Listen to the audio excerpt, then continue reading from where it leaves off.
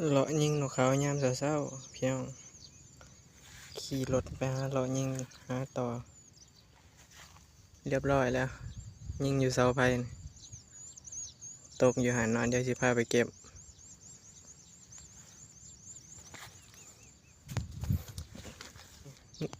มาจอดรถยิงอยู่นี่ไปนี่เรียบร้อยเลยกลับบอนเดี๋ยวสิพาไปเบิ่งนะคักปั้นยัง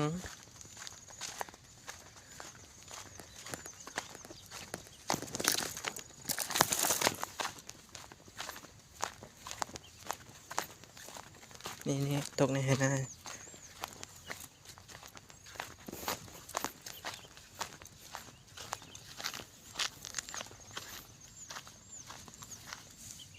เรียบร้อยเขากระตูตับอึก